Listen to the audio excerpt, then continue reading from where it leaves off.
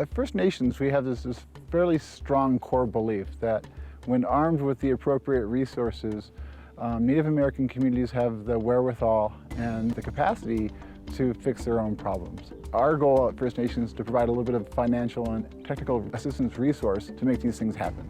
Instead of asking what's wrong, what do we need to fix, they asked us, what are your strengths? What do you do well? And instead of asking what's the answer to diabetes, it was asking us what lessons have our ancestors taught us to be stronger.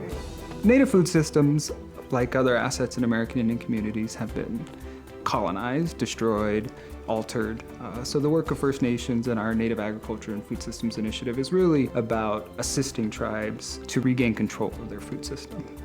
We have a Cochiti Farmers Mentorship Program where we pair a young person with an elder person, and they go through a season of harvest and growing together. And as Pueblo people, we have such a strong agricultural society. Now it's my generation's responsibility to continue those agricultural practices. We do a lot of work raising money for these projects, and then we get to show up and actually see the real work happening. These are some of the plants that were recently planted. We got some tobacco here. Is that used for like ceremony and stuff? Yes, sir. The Santo Domingo Senior Center applied for a grant through the First Nations to do a greenhouse project. During the springtime, it would provide seedlings to the community.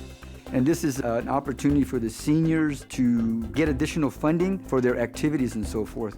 They also work with the youth in transplanting some of these seedlings with the John Hopkins program, and the seniors teach the kids the traditional values of that. When we're here at Santo Domingo this week and we're seeing what they've built here in their greenhouse and their farming program, not just amazing projects in the physical infrastructure they build, but in the hope and the future orientation that they're building for their communities. It teaches our younger generations the way our forefathers grew up before we had Walmart, Kmart, and all those grocery stores. They grew their own foods and they fixed their own foods traditionally. The first time I heard the word food sovereignty was through First Nations Development Institute. We've partnered with the Institute of American Indian Arts by providing different kinds of training and really trying to focus on developing the technical skills of producers. A big part of our land grant capacity development is creating a model for a food system for communities.